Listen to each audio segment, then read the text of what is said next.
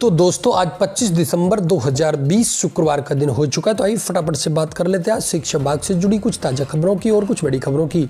उत्तर प्रदेश के युवाओं के लिए एक अच्छी खबर ये है कि नए साल में लगभग 50,000 से अधिक पदों पर भर्ती होने जा रही है।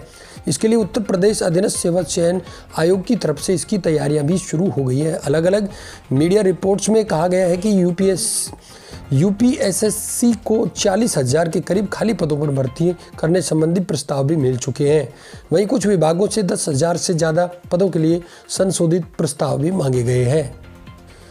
अगले वर्ष से कर्मचारियों की सैलरी हाथों में कम मिलेगी। इससे कंपनियों की बैलेंस शीट भी प्रभावित होगी। इसकी वजह है कि पिछले साल संसद में पास किए गए 3 मजदूरी संहिता विधेयक बिल है।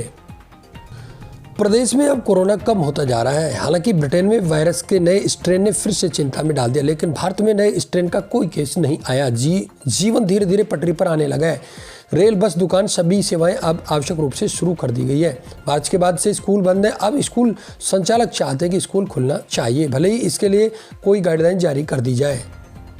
प्रदेश के डीएलएड प्रथम व द्वितीय वर्ष के विद्यार्थियों के लिए बड़ी राहत भरी खबर। आपको बता दें, शिक्षा विभाग ने कोरोना को देखते हुए डीएलएड के विद्यार्थियों को गृह जिलों में परीक्षा कराने का फैसला लिया। इससे प्रदेश के 46,000 से अधिक विद्यार्थियों को राहत मिलेगी।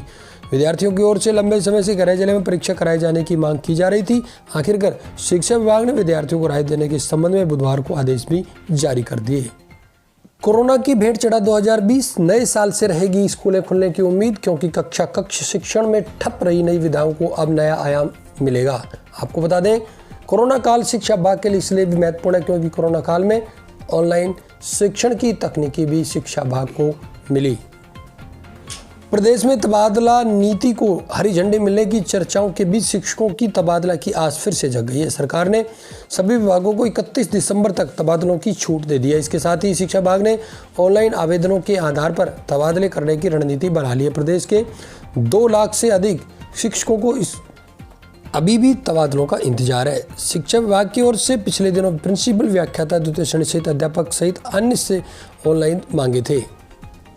सीबीएसई ने 30 और माध्यमिक शिक्षा बोर्ड ने 40% सिलेबस कम कर दिया। इससे परीक्षार्थियों को राहत तो मिलेगी, लेकिन इसका नुकसान नीट और जेईई परीक्षाओं के छात्रों को झेलना पड़ेगा। 12वीं बोर्ड विज्ञान वर्ग में कम हुए सिलेबस में आरबीएसई का 35% भाग तो सीबीएसई का 40% हिस्सा प्रतियोगी परीक्षाओं में पूछा जाता है। शिक्षा मंत्रालय नई शिक्षा नीति को प्रभावी तरीके से लागू करने के लिए देश भर में शिक्षकों के लिए परीक्षण कार्यक्रम आयोजित कर रहा है। मंत्रालय ने देश के सभी 42 लाख प्राथमिक विद्यालयों के शिक्षकों और स्कूल प्रमुखों को प्रशिक्षित करने के लिए निष्ठा राष्ट्रीय शैक्षिक स्कूल शिक्षा संस्थान और शिक्षकों के लिए शैक्षिक संस्थान ऑनलाइन शुरू किया है। प्रदेश में कोरोना रोगियों की संख्या कम होने के बावजूद सरकारी व गैर सरकारी स्कूल खुलने की संभावना फिलहाल नहीं है। दरअसल शिक्षा निदेशालय ने नवंबर में ही स्कूल खोलने के प्रस्ताव भेज दिए थे, लेकिन तब गृह विभाग ने मना कर दिया। अब नए साल में स्कूल खोलने की उम्मीद भी फिलहाल नजर नहीं आ रही है। न तो निदेशालय ने कोई प्रस्ताव भेजा है और न ही सरकार ने कोई रिपोर्ट तलब की है। सरकारी विद्यालयों में शिक्षकों द्वारा 99% परीक्षा परिणाम देने के बावजूद राज्य के माध्यमिक शिक्षा निदेशालय द्वारा परीक्षा परिणाम 52% बताकर शिक्षकों को नोटिस जारी करने की राजस्थान शिक्षक संघ राष्ट्रीय द्वारा विरोध दर्ज कराते हुए नोटिस जारी करने वाले कार्मिकों के विरुद्ध कार्रवाई की मांग की है।